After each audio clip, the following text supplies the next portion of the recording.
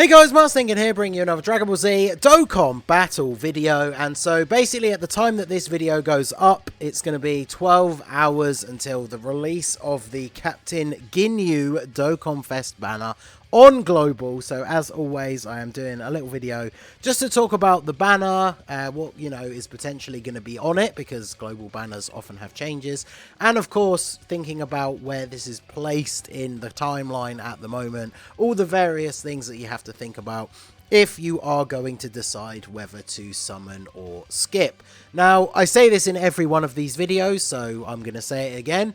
Obviously, if you're a massive whale or somebody who just really likes Captain GINYU as a character or as the unit, because obviously you've seen, posts and videos and stuff from JP, and you really want Captain GINYU, then you're probably obviously going to summon regardless. And if you're completely free to play and you don't spend a lot, or you spend a little bit but not a lot, like, these are primarily who these videos are for, right? If you're on the fence about whether to summon, that's basically what it's for. Like, some of you out there, you're going to summon regardless of whether I say not to. So the video is not necessarily aimed at you guys, but take a listen to what I have to say and give me your thoughts at the end anyway. So obviously the Captain GINYU Dokkan Fest banner comes out. It's the first banner that we've seen, I want to say ever, but I could be wrong, that has two new featured side banner units. This is obviously because GINYU is kind of reliant on having GINYU Force members around in order to get his full potential, and so rather than you having to rely on the free-to-play GINYU Force units, they give you summonable GINYU Force units. Now, the first thing to note, which I feel like this is probably going to happen every single Dokkan Fest that we get in the future on Global, because this does appear to be the trend as of late, but we are getting tickets for the GINYU banner. So shout out to my boy Dokkan Assets.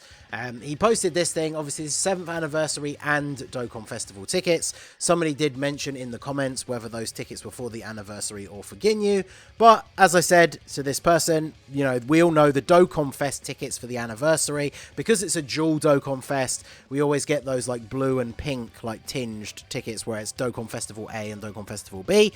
So these being added into the files is obviously going to be for Captain GINYU. This shouldn't be a surprise. We've gotten a ticket pack for pretty much every banner this year for Global. Obviously when there's a same time celebration, it gets a little bit more dicey, but we have actually still seen some tickets and stuff like that. So Dokkan Festival tickets for Captain GINYU, usually these are the same as the recent LR ones, where it's like a 20 unit multi with guaranteed featured, which can be very good. In the past, I think it was the STR Bojack banner. I actually pulled Bojack from the ticket. I'm very much hoping to get GINYU from the ticket, because I personally have been very bad about saving for the anniversary, so would obviously like to get him in as few stones as possible.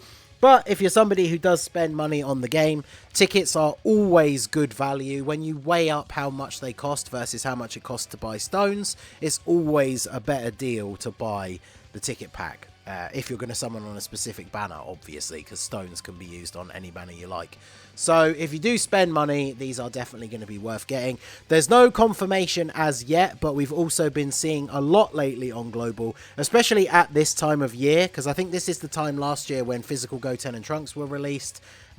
We are potentially going to get discounted steps as well, which could even end with the third and final step being guaranteed featured, because they're going to pull out all the stops in order to try and get you to summon on the banner. So in terms of the banner, this is the JP banner. I talked about this briefly in a video the other day, but Tech, Kale and Caulifla were obviously present on the Cell and Goku Gohan dual Dokkan Fest banners, because JP got physical Super Saiyan 2 Goku and STR Kid Buu, who'd obviously only just released on Global, so they weren't going to come back straight away on that dual Dokkan Fest.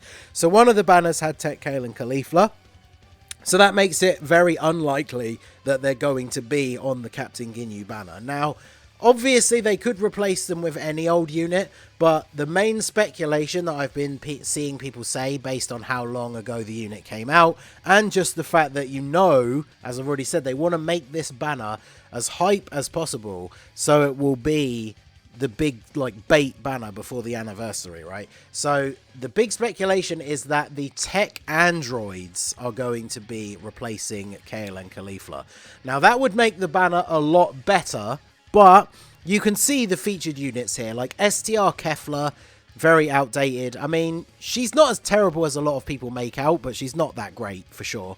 And then STR Blue Kaioken Goku, like all memes aside, like he's not a great unit. He can have uses for like the Super Battle Road Spirit Bomb strategy, which is, you know, is a legit strategy to beat stages.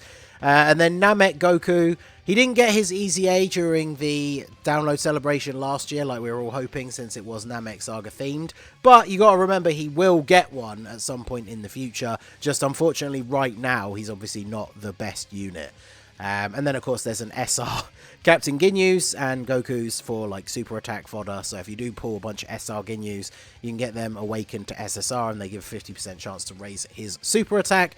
Or, of course, you want to wait until, I think it's on the int day, right, which is Wednesday, and the banner's coming out Tuesday morning in the UK. You obviously can farm the free-to-play Ginyu's and just awaken them to UR, and then there'll be a 100% chance to raise his super attack level. So the two side banner units as well make up the final of the featured units. So we're going to take a quick look at all the units here. I did do a bit of a detailed synopsis of Captain Ginyu the other day, so we won't go into too much detail here. But Captain Ginyu is another 200% leader. He's the first, like, apart from Cell, but he's the first, like, majorly extreme centric leader, because Terrifying Conquerors and Space Traveling Warriors are two of like the biggest extreme teams. Of course, like I say that, but you know, Cell's team is mostly extreme. Terrifying Conquerors or Planet Namek Saga, Space Traveling Warriors is the extra 30%. There's a lot of good units that get the 200% leader skill out of this.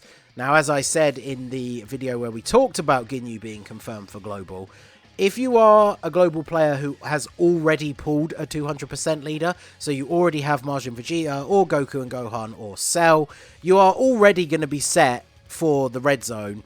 It's still going to be potentially difficult, like the later stages, obviously depending on the rest of your team.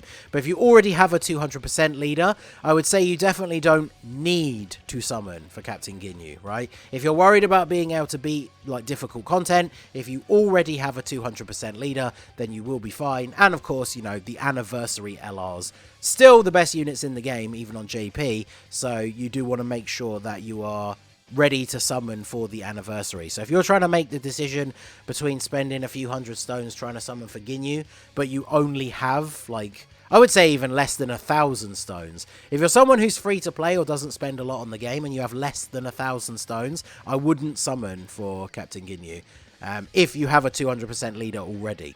If you don't, obviously his 200% team can be very, very good, but definitely not as good as the anniversary LRs. So that's always the big thing you have to take into account. So Ginyu infinitely stacks defense. He has pretty good stats. He does launch an additional attack that has a medium chance to become a super, which is obviously good for units that have infinite stacking. He does get more stats if there's more Ginyu Force allies on the team. This is what I was saying about, you know, him having two side banner units to help buff him up, as well as the fact that he provides support for Ginyu Force. And then he has effective attacks effective against all types when there's a Ginyu Force ally on the team. So they don't even need to be on the turn. So that is really, really good. And then HP 70% or less starting from the 4th turn. You can use the body change to exchange into the Ginyu Goku. And then this guy's just absolutely cracked. Like, he infinitely stacks attack. He recovers HP when you exchange, so you get a nice little heal. Then he's got very, very solid stats. He still has the chance to launch the additional attack. He gets extra attack and defense and crit and dodge chance that builds up with each attack performed. And when he's fully built up, he has a 50% chance to crit and 50% chance to dodge. He also has a high chance to see enemy super attacks if you have a Jace on the team. So obviously you can use the STR free to play one, or you can use the side banner unit. But yeah, Ginyu is very, very good. The only letdown for him is that his links aren't particularly great, especially when you're talking about a non-Ginyu Force character. Like, the only links he has that are really common across the team that he runs outside of the Ginyu Force is literally Fierce Battle. So obviously not the best when it comes to non-Ginyu Force units, but very, very powerful unit on his own. and his team does incorporate a lot of very strong units. Now, the side banner units, we have the Int, Jace, and Berta. So they have a Space Traveling Warriors lead. They raise attack and defense for 1 turn on super. They have decent stats as well as a medium chance to launch another super attack. They get an additional attack and defense of each attack performed, so they build up a little bit. They have a high chance to dodge, so obviously 50% chance to dodge, very useful. They give Space Traveling Warriors allies 3 key attack and defense 30%. They also give all allies an extra attack and defense 30% when your team has an ally whose name includes GINYU attacking in the same turn. So you can obviously see the theme here, like they're designed to be run together. Because if you have Captain GINYU and these guys on the same turn, not only is that a Jace, so if he's exchanged into Goku, you have the chance to see the super attacks, but then these guys are giving 60% attack and defense because they're on rotation with GINYU. So that's just going to make him look even better. And then they have a 50% chance to dodge. And then we have Guldo and Raccoon. So they have a Namek Saga leader. Raise attack and defense for 1 turn. Supreme damage greatly lowers attack and defense. Pretty nice super attack effect. Decent stats. They build up more with each attack received. And they have a high chance to guard.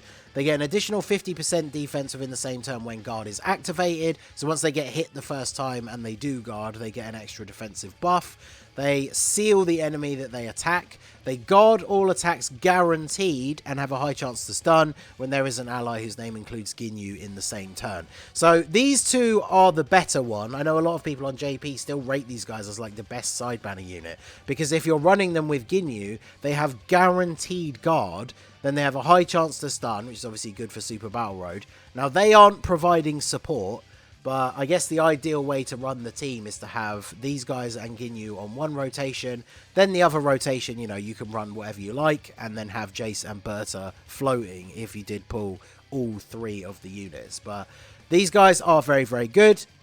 These guys linked up with GINYU like on the same rotation. That rotation is going to be absolutely insane. Now, the interesting thing to talk about when it comes to global is the fact that, as a lot of people said when he came out on JP, you want to pull GINYU, but you also want to pull one or probably even both of these 2 side banner units. Now, if you get one, you're fine, right? You don't have to chase the other one, but you ideally want to get one of them in order for GINYU to have his full potential. Now, bear in mind that Global is getting the physical LR EZA GINYU Force, the EZA for them, at the same time that this banner comes out.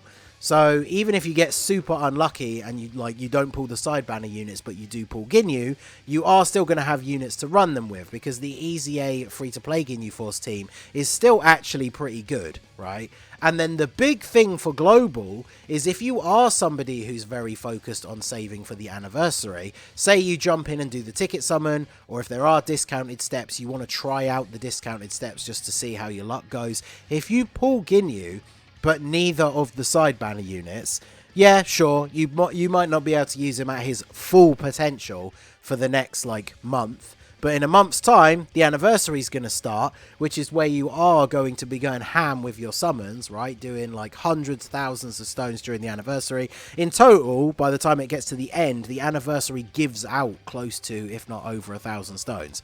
So, because you're going to be summoning so much on the LR Gods and Super Saiyan 4's banners, these guys will be in the general pool when it comes to the anniversary, because they're coming out before it, as opposed to JP. So when Global gets the anniversary, these 2 guys will be in the general pool.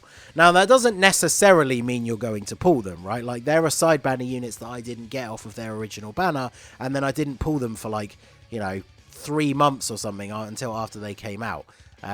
But there is the possibility that you will pull one or both of these guys during all of your anniversary summons. So if you do want to try out the discounted steps or the ticket, but you feel a little bit put off because, you know, even if you pull GINYU, you don't want to summon more on the banner to get to the side banner units, that is something to bear in mind, the fact that you could get them while doing all of your summons during the anniversary. So Obviously, for me, as a content creator, I really want to pull Ginyu because I want to be able to show off a bunch of characters on his 200% lead. So I am very much hoping to pull him early.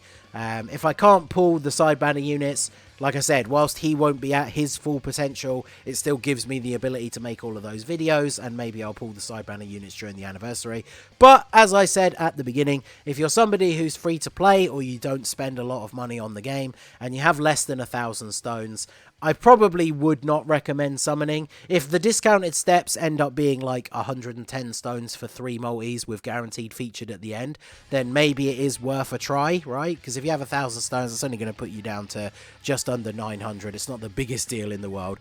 But if you're somebody who's free to play and you're sat on like, 500 stones right now, I definitely do not think that is worth taking the risk summoning for Ginyu, because the anniversary banners are just so good, and the 2 anniversary LRs are, as I say, still the 2 best units in the game on JP. So let me know what you guys think down below. I know there are a lot of people out there. I saw from my comments when I put out the video about Ginyu being, confirmed for global, a lot of people said they were super hyped to summon. A lot of people said they just did not care about him at all. So let me know what your thoughts are down below in the comment section. So I will be live when the banner comes out to do some summons.